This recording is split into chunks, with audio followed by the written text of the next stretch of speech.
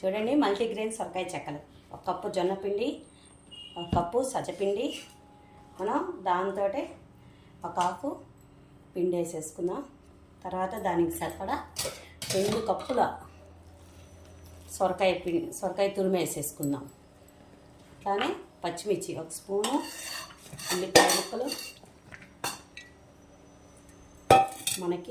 మనం ఎప్పుడు కట్ చేసి పెట్టేసుకుంటాం, ఎప్పుడు మనం రెడీగా ఉంచుకుంటాం అనమాట. మునగాకు పొడి అది వేసేసుకున్నాం. పచ్చిమిర్చి పేస్ట్లోనే ఆల్రెడీ సాల్ట్ వేసాం. ఇవన్నీ కానీ మనం కలిపేసుకుందాం. బాగా కలిపేసేసుకొని పిండి ముద్ద తయారు చేయండి. పిండిని మనం ఇలా మెత్తగా కలిపేసుకొని పిండి ముద్ద తయారు చేసుకొని చిన్న చిన్న ఉండలు చేసుకొని గారెలా ఒత్తేసుకుందాం.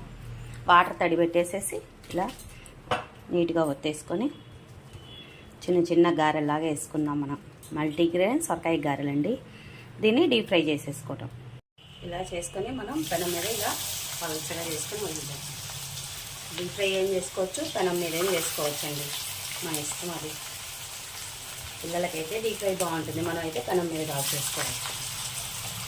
చూడండి, ఇలా డీప్ ఫ్రై చేసుకున్న సొరకాయ చెక్కలు మనకు రెడీ అయిపోయినాయి.